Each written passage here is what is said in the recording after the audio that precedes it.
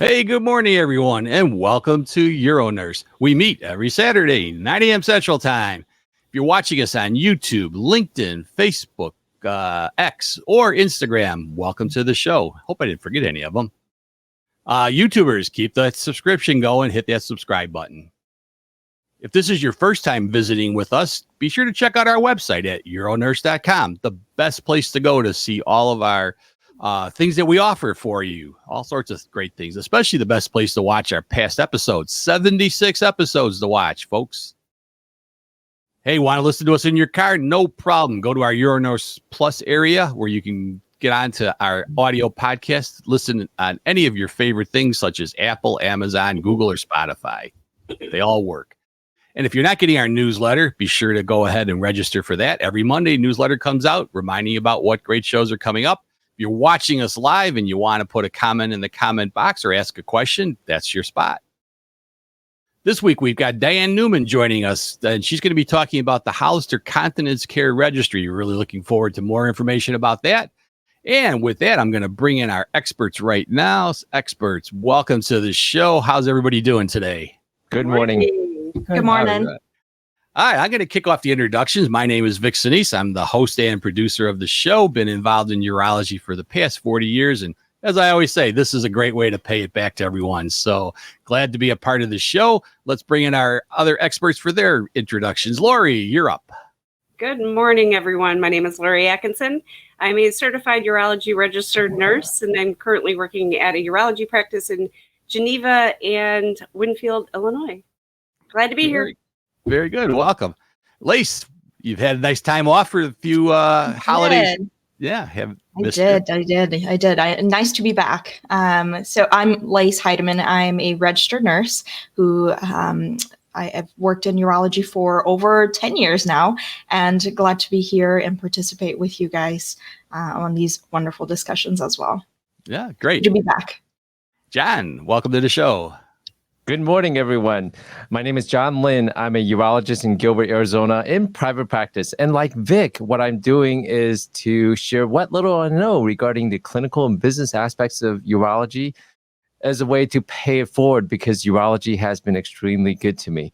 And to that end, I created a Facebook group called the Thriving Urology Practice Facebook group, where we crowdsource practice management solutions for everyone's benefit, and it's all for free. And when they tell me that it's free, I say, I'll take 3. Back to you. It is funny how that's a great price tag to have something free. All right. And our guest speaker for today, Diane Newman. Why don't you probably don't need an introduction. Who doesn't know Diane? OG. That's right. Thanks so much, Vic. And I really appreciate you having me on. I'm a nurse practitioner. I've been practicing in urology for over 35 years. I do mostly lower urinary tract dysfunction, and I do a lot of management with catheters. I'm also adjunct professor of surgery at the University of Pennsylvania, and I've actually taken on a new role. You may have seen me on Euro Today, where I have a catheter center. So I'm really very happy to be here, and I'm very thankful to Euronurse, especially Vic. I've known for many, many years. Yeah. So I want to present this registry because, in urology, we do a lot with catheters, right? We put catheters in the bladder, we put stents in, and we don't know what people are doing. So I want to share with you some of the statistics around the use of catheterization and a 5-year registry that Hollister, who's in Libertyville, Illinois, is actually sponsoring. So I think you'll be really excited to learn about it. All right, great. Let's bring up your slides. Go ahead. So this is called the Continence Care Registry, the ConCare, and it's really to look at a patient, a man or woman's experience over time when they're performing what we call intermittent catheterization. So I'm going to start with a definition of neurogenic lower urinary tract dysfunction, because that's usually the condition men and women will have when they have to catheterize themselves. So this is really dysfunction of the lower urinary tract, which would be the bladder, the urethra, which is the tube that carries the urine from the bladder, and secondary to some kind of damage or disease in your nervous system. So that would be your brain, your spinal cord, or the peripheral nerves, we call them. And that results in the fact that you cannot normally pee. You cannot void, or we call urination, on your own, that you need a catheter to empty your bladder. In urology, we do see individuals that We don't really know why they have to catheterize, and we always say that's etiology or cause unknown. But a lot of individuals have neurogenic disease that's causing their bladder not to function properly. And on this slide, it's a busy slide, but it just shows you all the conditions that can cause neurogenic bladder dysfunction. Stroke is one, Parkinson's disease, spinal cord injury, multiple sclerosis, and even diabetics. If you have diabetes over time, you have fine nerves that assist the bladder in functioning normally, allowing you to pee normally. And over time, depending on the control of your diabetes or how long you've had it, that, those nerves are not functioning as well. And you may not be able to empty your bladder. You may retain that urine in that bladder. So, what the concern is, of course, is if you don't get that urine out of your bladder, you can cause problems. So treatment goals are you want to protect the upper tracts. Now, I talked to you about the lower urinary tract, which is the bladder, the urethra, and men is the prostate. But the upper tracts are the kidneys. You have two kidneys, and you have very thin tubes that go from the kidneys down to your bladder that carries the urine from the kidneys. So that's the upper tracts. If you don't get that urine out of your bladder, it can reflux, which means it can go back up into the kidneys, causing problems. And that can lead to urinary tract infection. So one of the treatment goals is to prevent that. Also, individuals can have urinary incontinence, which is what a lot of people call bladder leaks, where you leak urine when you don't want to. And if you have a bladder full of urine, it can overflow, causing incontinence. And it really can negatively impact your quality of life. So we want to make sure that that individual who cannot empty their bladder normally really can go about their daily lives as normal. I just want to share with you some statistics, and this is out of the Miami project, so you can go online and find these. And these are statistics from 2023. 18,000 new spinal cord injuries each year in the U.S. I don't know if the viewers here realize, but we have the highest spinal cord population in the world, mostly because of the wars we had in the Middle East going on now, where we have a lot of injuries to that bladder, to the spinal cord. The leading cause is still motor vehicle accidents, falls, especially in older adults, is a problem, acts of violence, and then sport injuries. But we now have over 300,000 individuals who have a spinal cord injury. Now, when we say spinal cord, that means that you have some kind of trauma or injury that can go from the brain down to, the base of your spinal cord, because that's where all your nerves are. These are mostly men. And they're fairly young, in their 40s. And they end up having stays in hospitals and rehab centers. So, this is a growing population. Way in the past, and I think, Vic, I did a program way back on neurogenic bladder dysfunction. I gave some statistics on the fact that prior to the World War I, we used to use indwelling Foley catheters. And there was a high death rate mortality with individuals who keep that catheter in long term. With a balloon, it retains in the bladder. And we developed intermittent catheterization. And because of that advancement and the increase in technology with new catheters, people are living longer and longer if they have some kind of bladder dysfunction because they catheterize themselves. So, where we stand is that people are out there cathing themselves. If you go to www.today.com, you'll see I have some catheter videos showing you how to, what a catheter is, how to put it in that. And there's lots of people that are doing that. Patient satisfaction is important, but it's really poorly understood what people are doing. In urology, and I think everybody on this call will know that we see them, we teach them how to cath themselves. They go home, they may come back for the first 6 months of a year, but they're lost to follow-up. And they can go on for years and years and years cathing themselves. And they may not have that connection with urology. So we don't understand what they're doing. And even in the literature around the world, our understanding of long-term intermittent self-catheter users is very inadequate. We just don't know. So the objective of this registry, and it's a 5-year registry, was to collect longitudinal data on what are people doing with cathing themselves. We want to know how satisfied they are. What is their quality of life? Do they find that when they travel, where do they throw the catheter away? Men talk about this all the time. We don't have in our stalls, which is where I cath myself, we don't have those little containers like women do because they put their menstrual pads in it. We don't have those. So I have to come out of the stall with my catheter. I don't want to be embarrassed. So what is it like traveling with a catheter? I know some of you are in very cold climates. Here in Philadelphia, we actually had snow. Does the hydrophilic coated catheter, that fluid, freeze if you keep the catheter in your car? I want to tell you it does. So what is going on with you as far as using the catheter?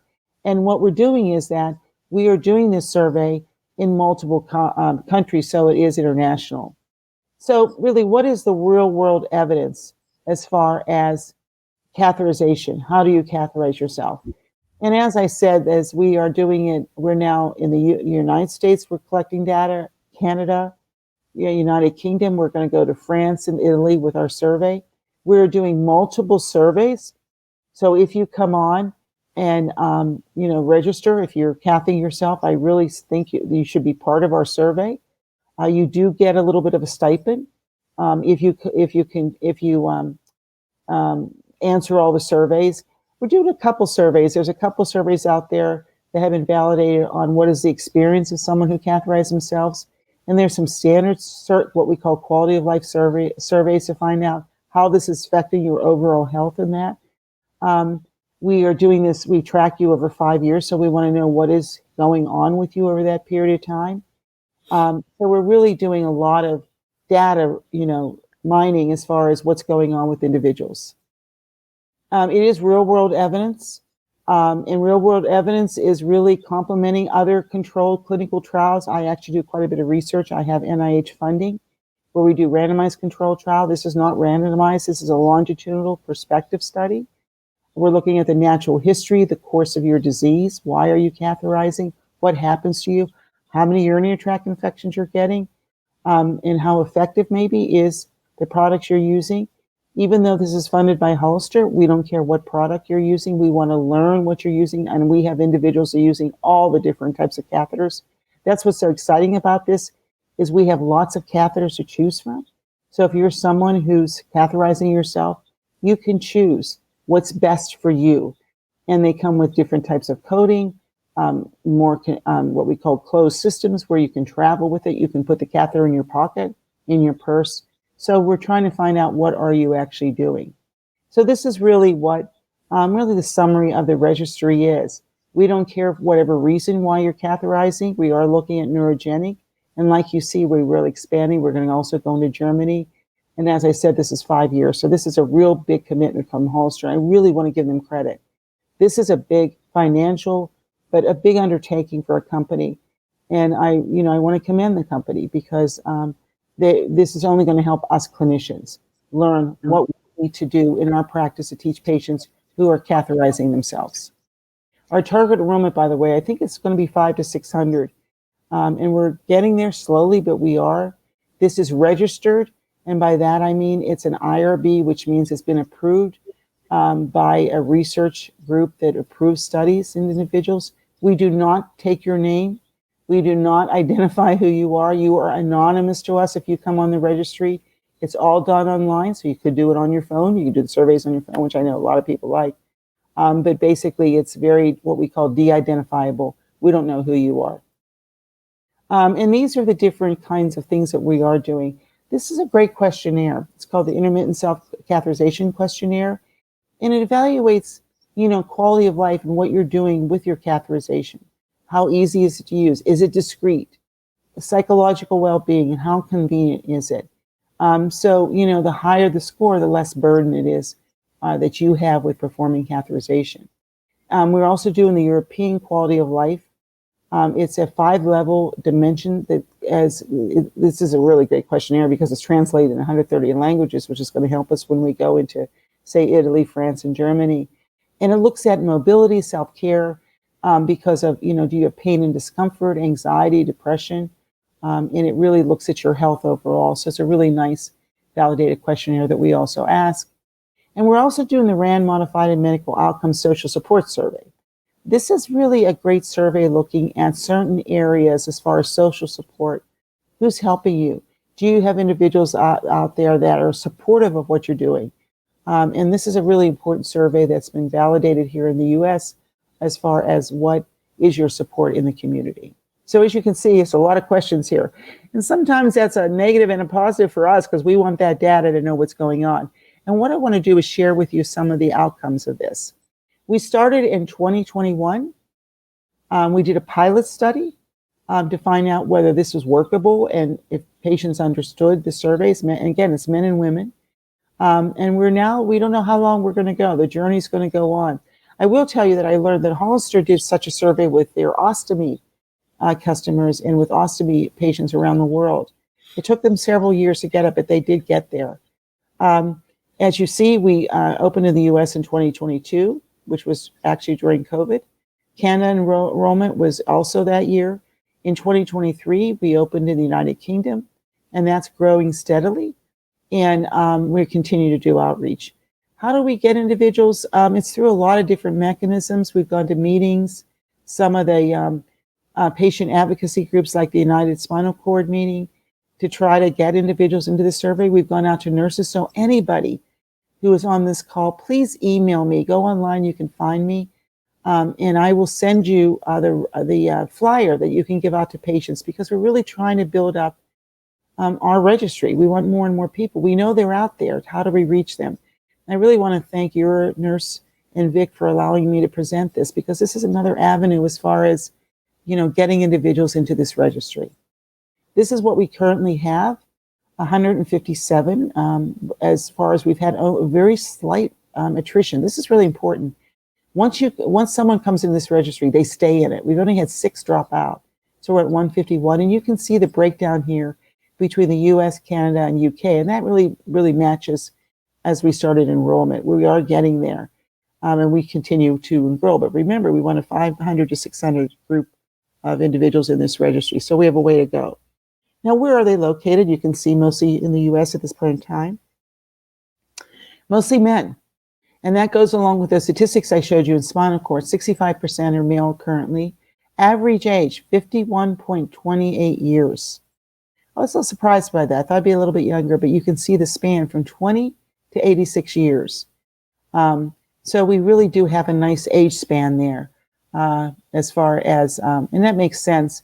Under the age of 20, maybe 18, we'll get down to that. But as far as pediatric, we want the individual person who's performing the catheterization to complete this survey.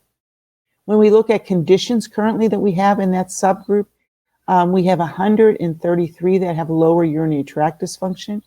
And look at that, we have 90% are neurogenic, which is why I highlighted that at the beginning of this talk. Related spinal cord injury, about 53%. Now, what's interesting is look how long they've had their spinal cord injury. Average, 10.54 years. So like I said, people are living well, they're living longer, managing their bladder with a catheter. Range is 1 to 52 years as far as how long they've had their spinal cord injury. So this is a population that's going to be around for a long time. We will look at, with one of our surveys, the level of mobility, dexterity in that spinal cord injury population. And on the left there, you can see the level of the spinal cord injury. 49% is T1 to T12. So that's thoracic 1 to thoracic 12. But 27% are cervical. And I'm sure you on this call that are clinicians, or maybe you have a spinal cord injury, know that that's a pretty debilitating injury when it's in cervical area. And we're looking at things such as mobility. Are they fully mobile, which is surprising? Really, that's the highest group. They can walk on their own down to using a wheelchair, which is the next highest. Dexterity, they're able to grasp the objects, which tells me this is a fairly functional group so far that we have in our registry, with only 18 saying they have limited ability to grasp objects. That's important because remember, you have to grasp a catheter. Transferring to the toilet and catheterization precisions, we're kind of interested in that. And that's kind of a marker. Are you able to transfer the toilet? Because a lot of individuals who catheterize actually catheterize on the toilet or catheterize standing before the toilet. And you can see as far as that, the bulk of these individuals can transfer without any assistance from others. So it's a fairly good mobile group that we currently have. But on the right there, lying down in bed, do they stand in front of the toilet? You can see the different positions they're using as far as for catheterizing. And that's important to us. Hey, as a clinician, that's important because when I teach someone, they don't, I may teach a woman on an exam table. I don't know anybody who has an exam table at home. That may be a great table to use for catheterization for teaching, but what do they do at home? So we're trying to find out, how do you catheterize when you're at home? What is the best position? And that's going to inform us nurses when we teach. So that's a really important question. Usual activities in self-care. Are they able to dress themselves? Are they able to feed themselves? So really, what is their usual activity? And this is coming out of that European questionnaire that I was telling you about. I have no problems doing my usual care. You can see that that's the bulk of the individuals here.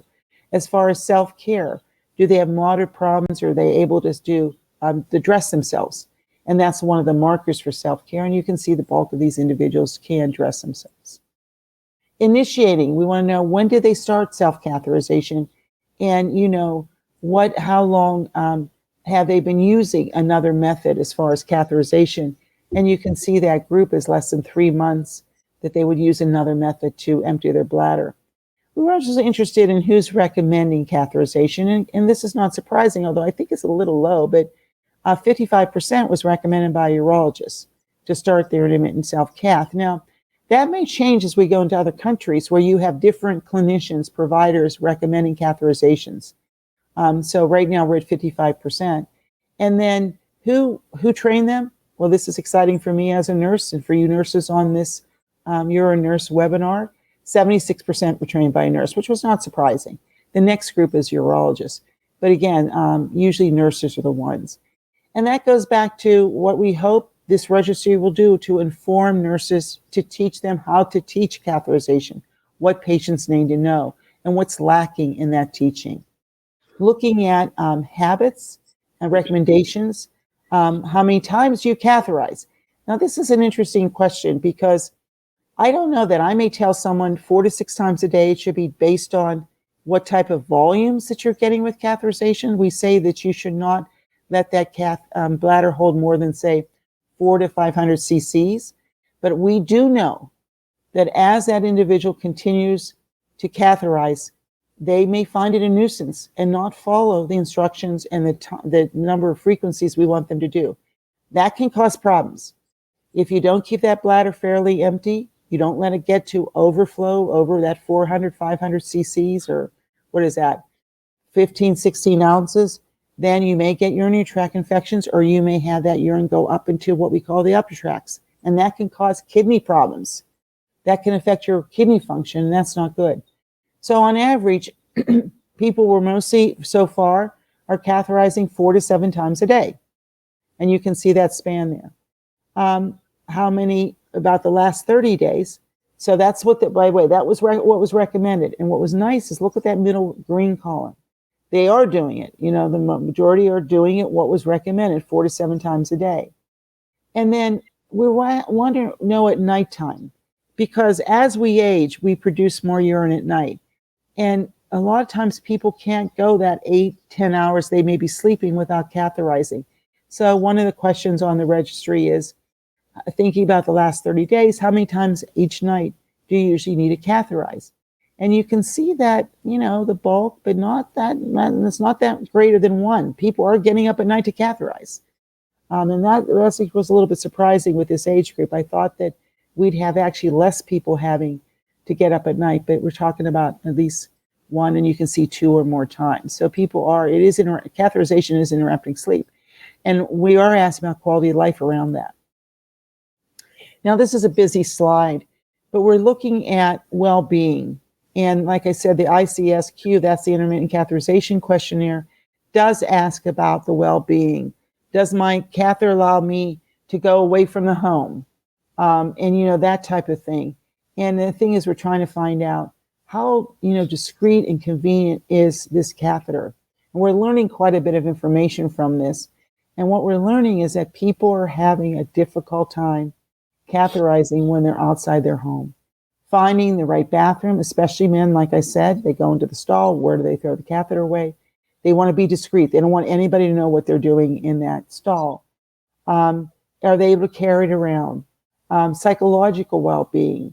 My need to use a catheter sometimes makes me feel embarrassed. Are they embarrassed by it? That I worry that my bladder's not emptying. That's a question that does come up, as far as, do they feel like their bladder is emptying whenever they put the catheter in? Some people don't feel all that urine's coming out. So we want to learn about that. And then also, What are they using? This is an interesting question. We want to know if they use different types.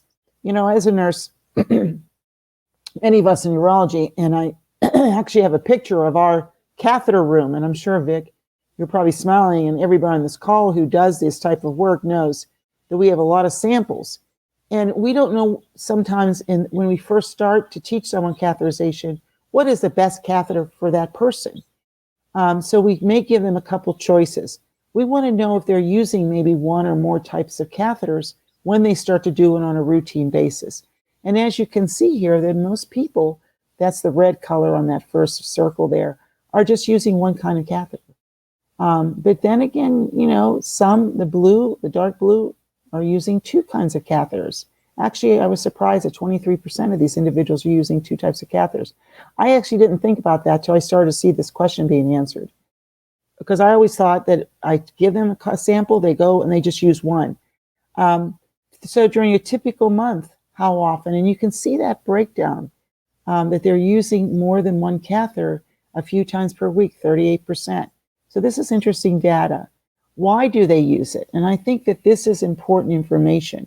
My primary catheter is not discreet enough in all situations. That makes sense, right?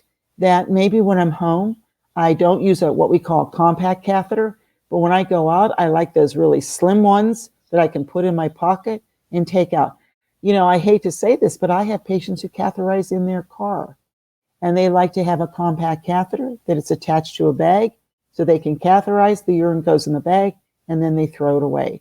So when are the instances when they maybe need to use a different, more than one type of catheter? And I think that's important for clinicians. We need to teach them about the different types of catheters that are available. So I really want to thank you. I want to thank your nurse. I want to thank Vic, who's the host here, to present this to you, because I hope that I have individuals on this call, on this webinar, who really may have patients, or maybe you're catheterizing, that would like to come into this registry. It's really a great thing to be involved in. Like I said, you do get a slight stipend. If you answer the surveys, you get, I think, a gift card that we email you. So, and it really is going to help you in the long run, because we're going to learn from this. We're going to get insights into what we need to do as clinicians, but also what manufacturers of catheters need to do as far as what they may need to do to change maybe a catheter. There's a lot of data that we're getting, and it was, Vic only gave me 30 minutes, so I can't give you all the data, but I'll come back sometime if he allows me. But really, what is best for you? What type of tip catheter? Do you use a curved tip? Do you use a catheter that's what we call hydrophilic? No, I use lubricant. What are you doing as far as preparing your catheter? What's working for you? That's only going to help improve technology as far as this evolves for how we make better and better catheters for you, because you're living longer. We know that with catheterizing your bladder. So I really think that this is a fantastic registry. I'm the principal investigator, actually, of the study here in the United States. We have principal investigators in the other countries. It is headed up again by Hollister, and it really is going to inform this whole field of performing catheterization to empty your bladder. So I really thank you for allowing me to present this. Oh, we're glad to have you on board to present. Fantastic presentation. One thing I could definitely tell is from your enthusiasm is how important this is to you personally. So that was impressive. So I'm going to open up questions to anybody who's watching. Go ahead and use the comment box. We'll be glad to bring those up for Diane. This is a great opportunity. I'm going to kick it off, though, with a couple of questions or comments. The one thing I was surprised to hear about from the study was using more than one type of catheter. And my thought has always been, whatever works best for you, right? But I didn't think about the fact, because I'm not using one myself personally, when you travel, a different catheter may be better. I think there was some pretty interesting information that you got from the study. Yeah, and Vic, one of the things we say is that catheterization, if you self-catheterize, it increases your independence, right? So why wouldn't they? Because if I'm independent at home, I use one type, but I got to go out. I need something different. I want to travel, right? I want to go on airplanes. I'm going to pull out one of the longer catheters. No, I want a compact. So you're right. I didn't think about that either. And I have to tell you, Vic, I never really thought about that when I talked. Yeah. And that's an important piece of data here, isn't it? That you need to say to someone, well, what do you do? Do you work, right? How often are you home? When do you go out? How often are you going out? How are you going to manage your bladder when you go out, right? As nurses and people, because most nurses are teaching this, but so urologists need to ask these questions, because I do think that people are using more than one catheter, and that makes a lot of sense to me. Yeah, that was interesting. Panelists, any questions before I take it hog all the time with Diane? Yeah, I do have a comment. Diane, I really appreciate your choice of words in describing the anatomy and in describing this self-catheterization journey for people. A lot of us get into our jargon, and yet you really, really bring it down to the common folks level. So I really appreciate your choice of words.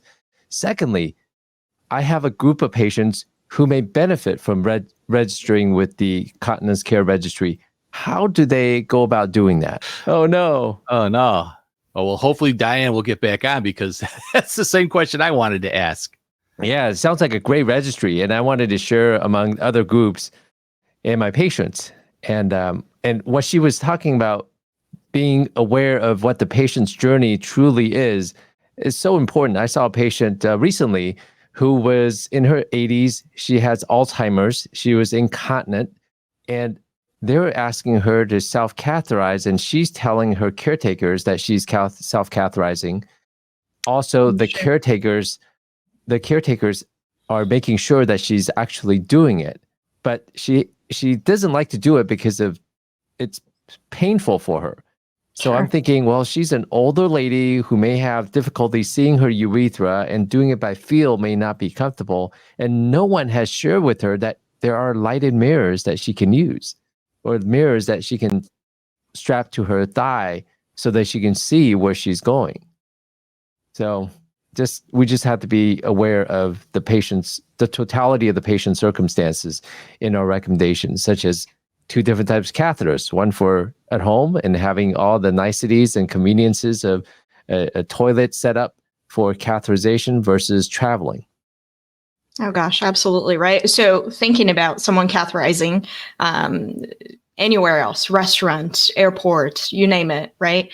As a mom, I kind of think of, okay, when I used to take my kids and had to pack a diaper bag, right? Oh, yeah. You have so many things just to change a simple diaper. So different, but kind of same thought concept there with, can you imagine how are you carrying all these things as a male who may not carry a bag with them? How are you carrying all these things just to go to the restaurant, right? Maybe not traveling, or go to a game or whatever that may be. The other question I had for Diane too, and maybe it's something you guys wondered as well, as we disperse this information to patients who might be interested, how easy is it, right? Do they have to get on a computer? Can they do it from their phone? Do they have to download an app? Is this something that I saw that the median age was, folks in their 50s?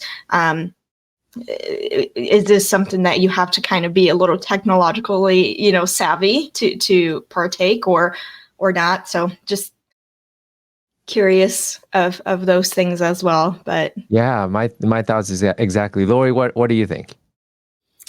Go ahead. Well, you know me in technology, right?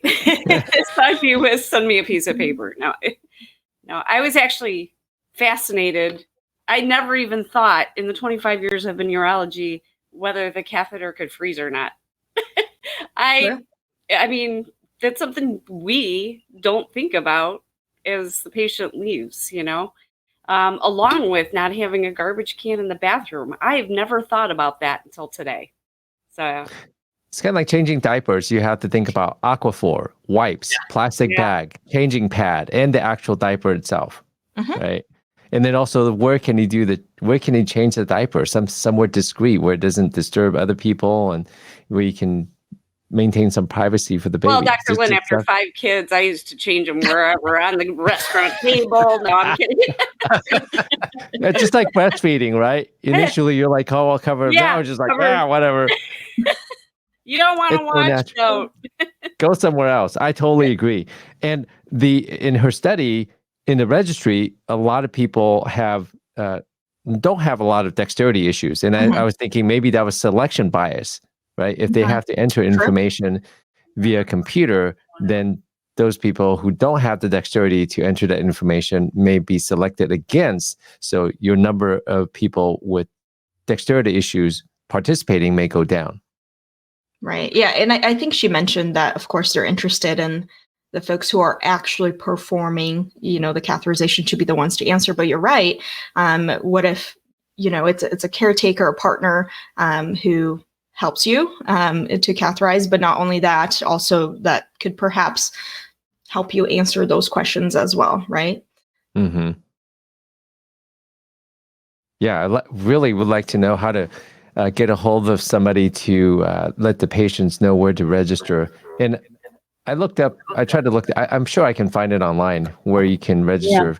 I'm so sorry. I just, for some reason I came off. Yeah, I should put, there's a QR code and I should have probably put that on the slides. I really apologize about that.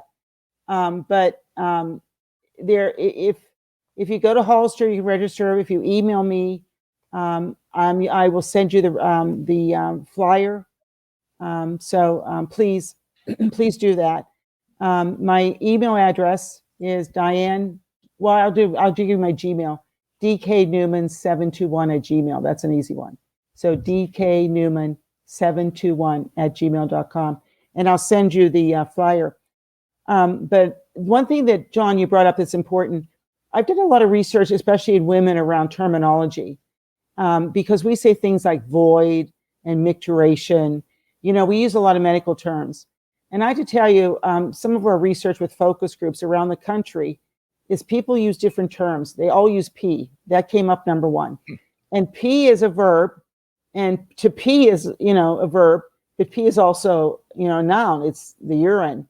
But they use things like pee and peeing. So you're right. In medicine, I think, we don't understand how our terminology affects patients. And I think that's very important.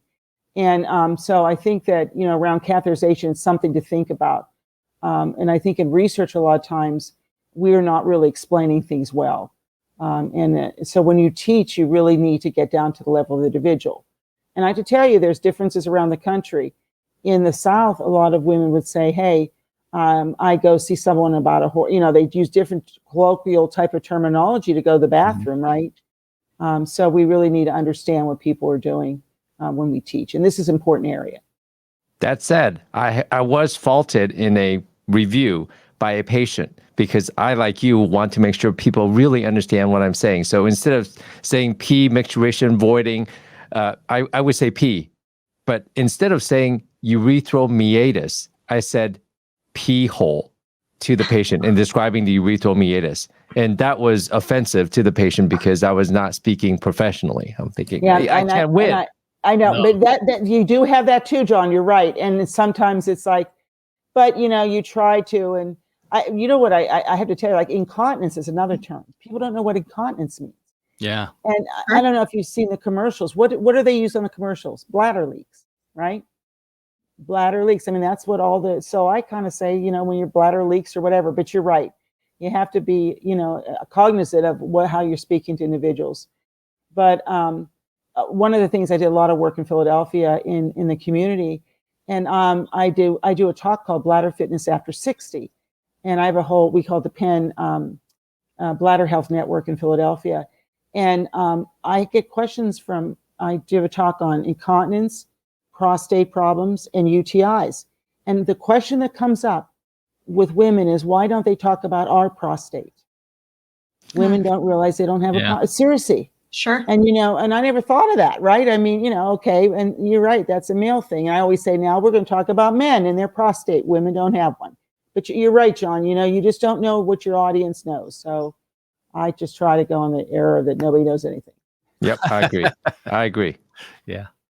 Diane had a question. If somebody was a patient watching this, because I'd mentioned earlier, a lot of times patients are watching these shows, and they wanted to enroll, can they do that themselves, or do they have to go through a healthcare provider? No. Oh, that's true. No, you can do it yourself. It's actually, a lot of our patients are coming from just finding out about it. Like I said, we're going to some of the patient advocacy groups. We're trying to get into Christopher Reeve Foundation in New Jersey, because they really have a large population, United Spinal Cord Association. So yes, patients can enroll in this. You don't have to do it through a healthcare provider.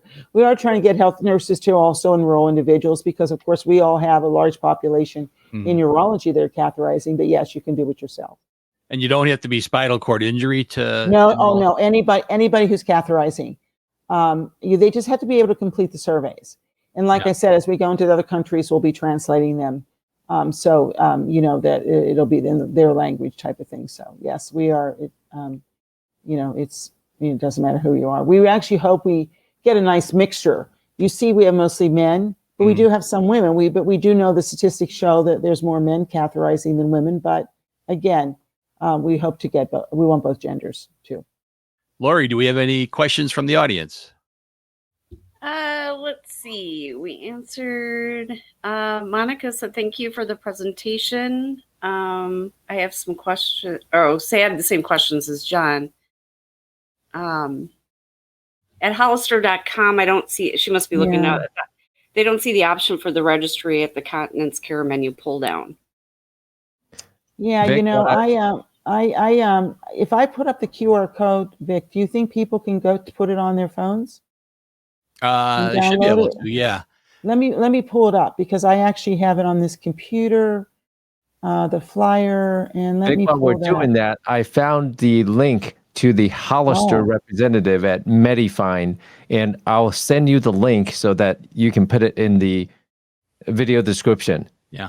Oh, John, that's wonderful. Click on it. I have it here. Can I show my screen? Sure. Or You now, can let me see go to present, yeah, that's right. Present. share screen. So I found this on MediFind, MEDIFIND, and if you look up Continence Care Registry, there's on that page there's a connect me to this trial button, and you can just click on that. If not, I'll just say, Diane, just email that to me. I will get it on the UroNurse website. And as I mentioned, there's also the Uro Patient podcast, and I think this will be a great subject to have in an upcoming episode to give them information on how to register. And it looks like Diane froze again. Unfortunately, she's been having some computer issues. Yeah. I put the link in the thanks, John. I see that one just came up here. Well, hopefully we'll get Diane back on. It looks like she figured out that she froze. So the system works really good that I used for the program, but it doesn't stop everybody's computers from malfunctioning. And Diane is on the road, I know, using a laptop, she told me earlier. But it's probably the Wi-Fi connectivity. Yep, that's the usual. Yeah. I get spoiled when I'm in my home environment where I've got the highest speed internet available, and it's an Ethernet connection, not Wi-Fi, so super stable. Makes a difference. And that's why I always come in here to do it whenever possible, because I'm hardwired with all sorts of redundancy. Yep. So, alrighty. Let's see. Any questions here? For Diane. So we'll see if Diane is back on. Yeah. It's really interesting, though, to think about the expansion of the study into other countries. I think one of the slides she had, they mentioned that one of the surveys was in over 120, 30 languages, maybe.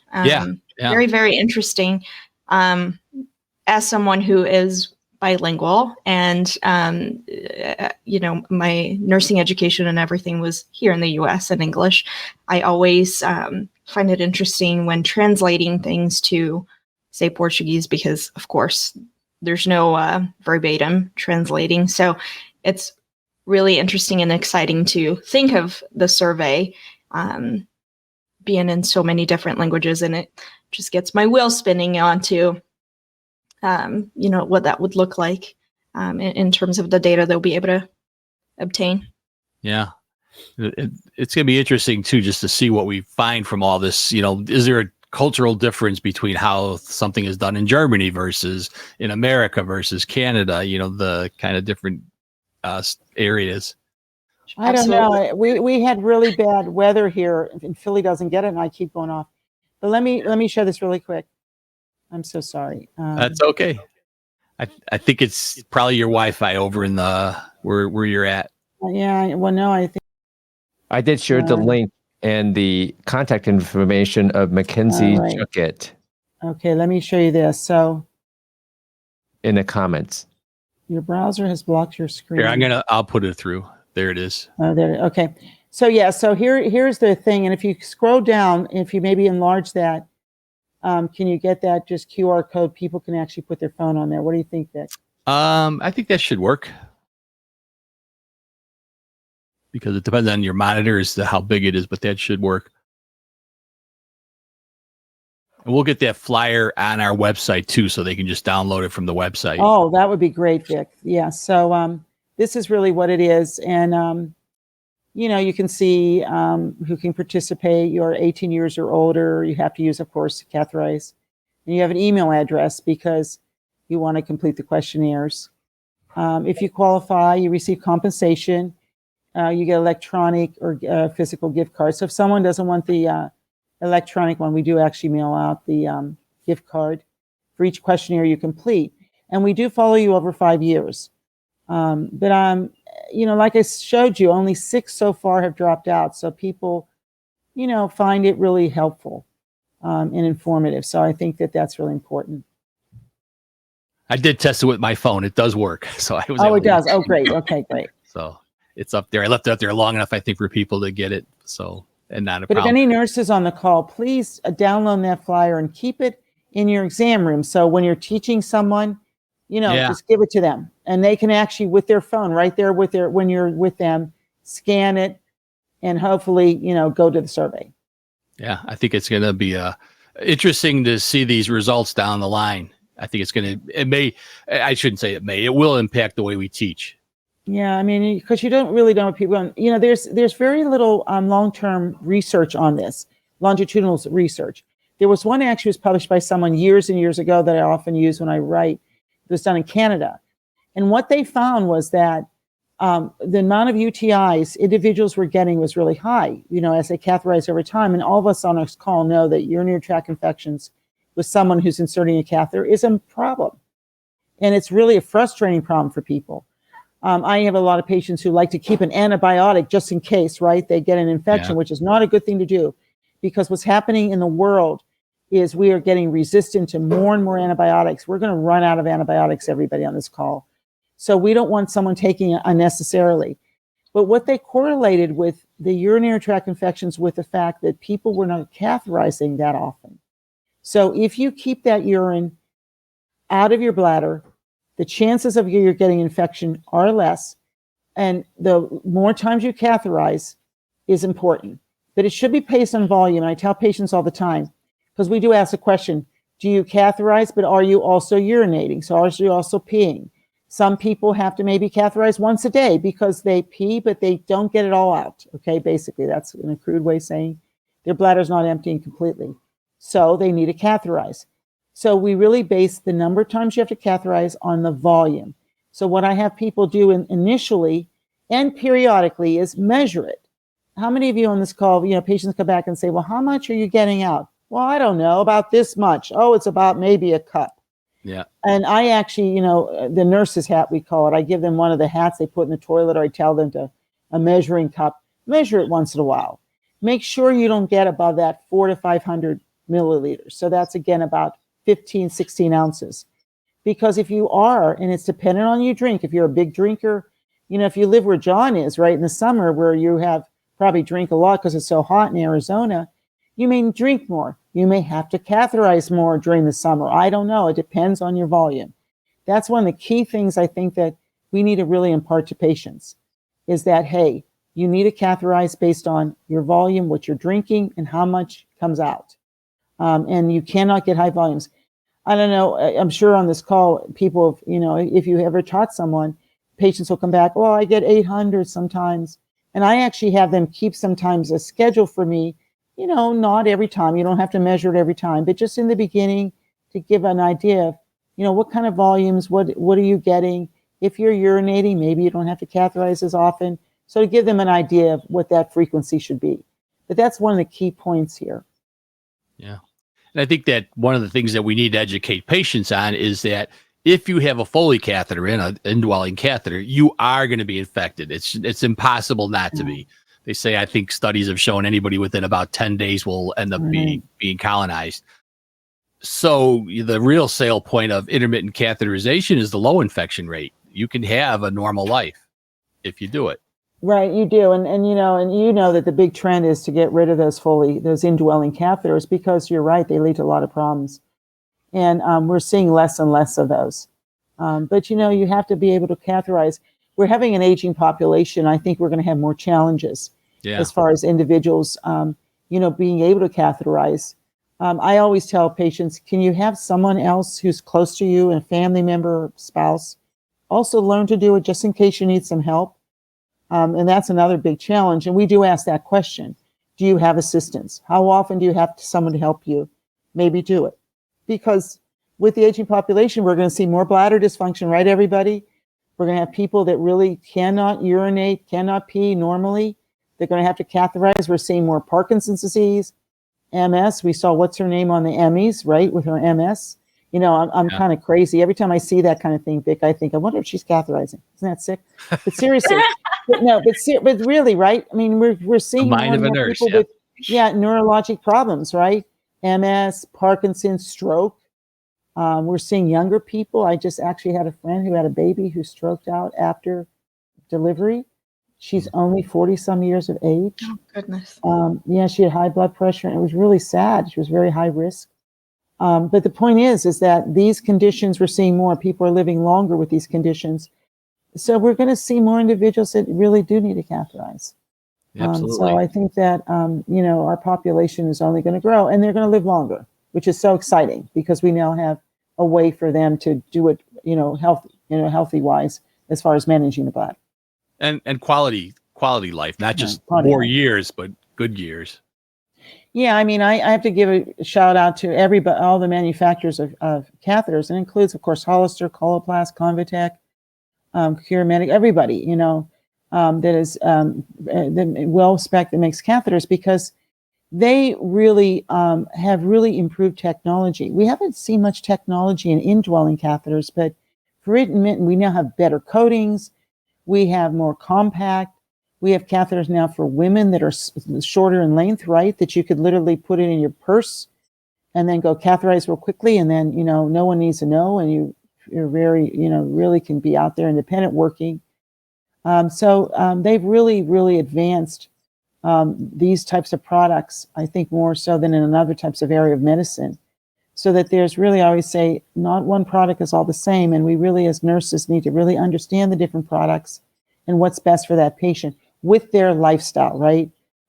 So they are independent, and the fact that they can go around their daily lives. Yeah.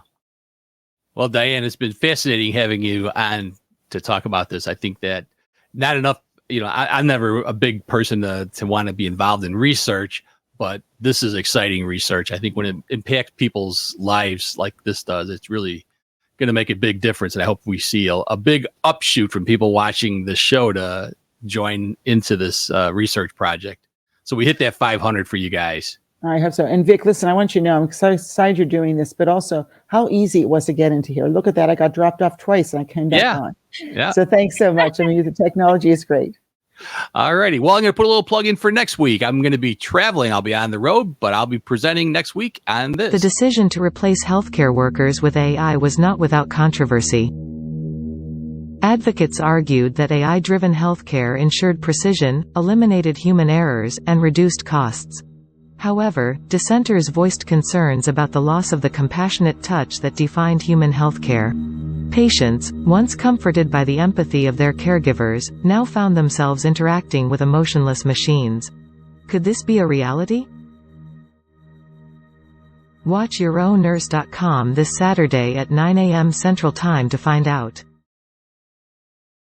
And for those of you that are patients and want to learn more as a patient, be sure to join the Euro Patient podcast, which is coming out at 10:30 today.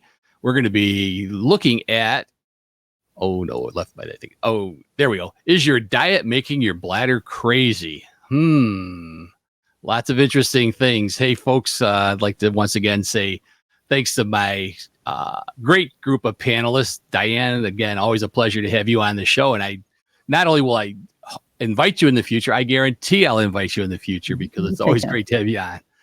Thanks a lot.